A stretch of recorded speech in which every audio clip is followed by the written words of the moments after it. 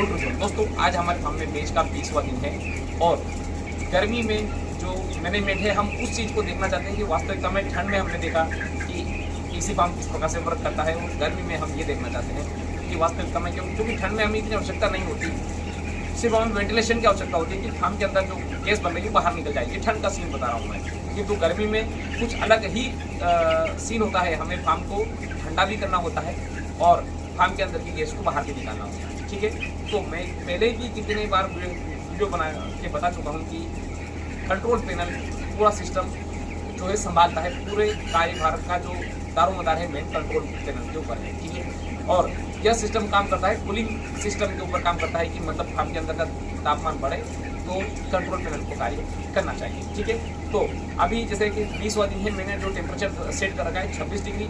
जैसे एक जो फैन है वो जो बीच वाला जो फैन दिख रहा है वो टाइमर वाला फैन है, किंतु मैंने उसको मैनुअल मोड पर डाल रखा है क्योंकि वास्तविकता में टेम्परेचर मतलब टाइमर वाला फैन क्या कुछ समय के लिए बंद होता था, कुछ समय के लिए चल रहा था। ठीक है, तो मैंने उसको मैनुअल मोड पे सेट कर दिया क्योंकि हम टेम्परेचर को वैसे कंट्रोल नहीं हुआ। ठीक है, दूसरा जो एग्जॉस्ट फैन है ये वाला, इसको मैंने सेट कर रखा है 26 डिग्री पे और उसी के साथ में मैंने कूलिंग पैड की मोटर को सेट कर रखा है 26 डिग्री पे।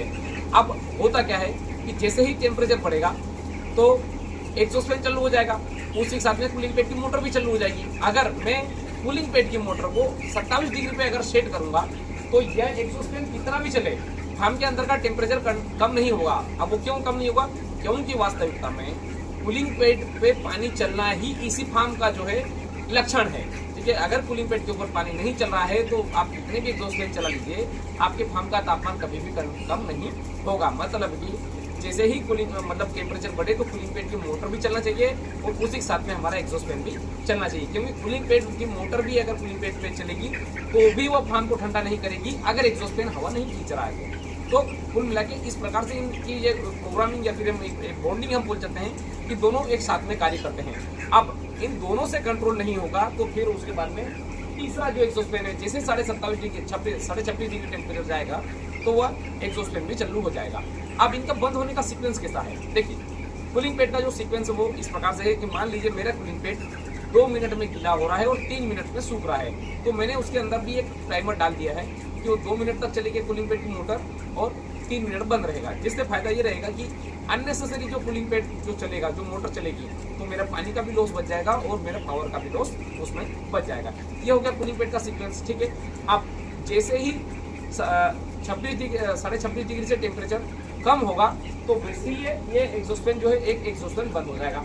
ठीक है, अब उसके बाद में जैसे ही 26 डिग्री से नीचे टेम्परेचर जाएगा, मान लीजिए 25 डिग्री गया, तो यह एग्जॉस्ट फैन भी बंद हो जाएगा। ठीक है, अब जो बीच वाला फैन है मैंने उसको मैनुअल मोड पे डाल रखा है तो उसका काम तो है वो कंटिन्यू चलता रहेगा। ठीक है, तो कहने का सिर्फ तात्पर्य ये है कि 20वें दिन हमने विशेष कुछ नहीं किया, हमने सिर्फ जो कंट्रोल पैनल में टेम्परेचर जो डालना था वो डाल दिए। बाकी जो ओपन फार्म के हिसाब से जैसे हमें लीटर रेकिंग करना है, मेडिसिन डालना है, वाटर सैनिटाइज करना है और दाना डालना है, ये काम हमें जो करना होता है वो जनरली जो काम है वही हमें काम इसी फार्म में भी करना होता है। अब एक और चीज़ मैं बता दूं कि मैंने इस फार्म में जो वैसे पहले भी मैं वीडियो में बता चुका हूँ, मैंने इन्वर्टर सेटअप लगा रखा है। ठीक है, मेरा एक जो एग्जॉस्ट फैन जो बीच वाला एग्जॉस्ट फैन है ये सिंगल फेस का है, बाकी 2 एग्जॉस्ट फैन 3 फेस के हैं। ठीक है, तो मैंने एक सिंगल फेस का इन्वर्टर लगा रखा है और जैसे ही लाइट जाती है तो अभी तक को जो सीन है, जैसे 20 दिन हो चुके हैं, अभी मैंने जनरेटर कनेक्शन अभी भी नहीं किया है, जबकि मेरा लाइट जाने के बाद में जैसे ही लाइट जाती है तो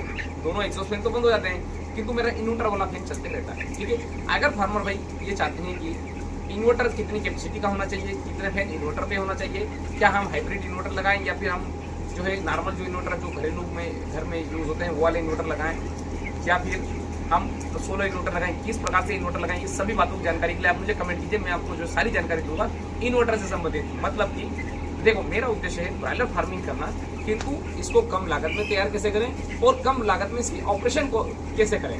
क्योंकि देखिए, सेट बनाना बड़ी बात नहीं है, इसी फार्म बनाना बड़ी बात नहीं है, किंतु इसको कम लागत में और कम लागत में इसको चलाना बहुत बड़ी बात है। ठीक है, तो मैंने क्या किया है, इनमें 2 प्रकार से खर्चे जो ज़्यादा लगते हैं, एक तो डीजल का खर्चा और एक बिजली का खर्चा। ठीक है, तो मैंने डीजल के खर्चे को पूरी तरीके से स्किप कर दिया है क्योंकि मैंने वहाँ पे इन्वर्टर लगा दिया।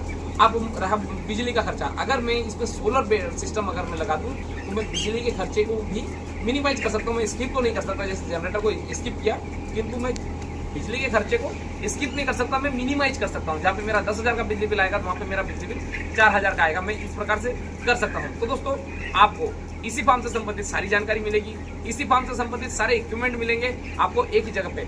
और इक्विपमेंट के साथ में सबसे अच्छी बात इसी फार्म का जो मेरे 4 साल का अनुभव है, क्योंकि मैंने इसको जीरो से चालू किया और मैंने इस सिस्टम को डेवलप किया है, तो मैं आपको जीरो से मैं आपको जानकारी दे सकता हूँ कि किस दिन आपको क्या करना है और इसी फार्म का मतलब कार्य करने का टेंडेंसी किस प्रकार से होती है। अब एक और चीज़ इस वीडियो में जो महत्वपूर्ण है, जो इस वीडियो का जो निष्कर्ष निकालेगी कि इसी फार्म में फार्म के अंदर का टेम्परेचर कंट्रोल होता है, कूलिंग पेड से जो हवा निकली और एग्जॉस्ट फैन के माध्यम से बाहर जाना, ठीक है। तो जो ठंडी हवा रहती है वो फार्म के अंदर की गर्म हवा के साथ में निकल जाती है, जिससे फार्म के अंदर का तापमान कम हो जाता है, ठीक है। यही एक बेसिक प्रिंसिपल है इसी फार्म का। किंतु दोस्तों अब इनमें एक जो नोट करने वाली बात है, इसमें अगर सारा फार्म के अंदर का तापमान का कंट्रोल हो गया, मतलब सारी गर्म गैसें बाहर निकल चुकी है, ठीक है, तो अब इसमें अमोनिया गैस कहाँ पर बची। तो जो बहुत सारे फार्मर भाई तो कंफ्यूज है कि अमोनिया गैस की आवश्यकता है, अमोनिया सेंसर की आवश्यकता है, अमोनिया सेंसर कितने का आता है। दोस्तों यहाँ पे दिमाग लगाने की आवश्यकता नहीं है, आप सिर्फ कोशिश ये करो कि फार्म कम से कम उसका वॉल्यूम हो, ठीक है, फार्म अच्छी तरीके से पैक हो, कूलिंग पेड आपका अच्छा गीला हो और आप इलेक्ट्रिसिटी ब्रेकडाउन के ऊपर आप अच्छी तरीके से काम कर लीजिए। आपको इसी फार्म में सफर होने से कोई नहीं रोक सकता, ठीक है। आपको अमोनिया सेंसर या फलाना सेंसर, ढिमका सेंसर, इसकी कोई आवश्यकता नहीं है। आप सिर्फ इस पे काम करो कि बाहर का टेम्परेचर 45 है, आप फार्म के अंदर 25 डिग्री या 26 डिग्री टेम्परेचर कैसे लेके आते हो, बस। बाकी इसमें ये लगाओ वो लगाओ, इनकी इतनी आवश्यकता नहीं है, ठीक है। बेसिक प्रिंसिपल है, फार्म का वॉल्यूम कम होना चाहिए, कूलिंग पेड पूरा गीला होना चाहिए और जो फार्म के अंदर जो हवा आने का जो एरिया है उससे पर कूलिंग पेड होना चाहिए और हवा जो है एग्जॉस्ट फैन के थ्रू बाहर होना चाहिए। आपका इसी फार्म बिल्कुल फार्म के अंदर का तापमान कम कर देगा और आप देखेंगे परफॉर्मेंस आपको बहुत अच्छा देखने को मिलेगा। तो दोस्तों इसी के साथ में दोस्तों आप करना चाहूँगा, धन्यवाद।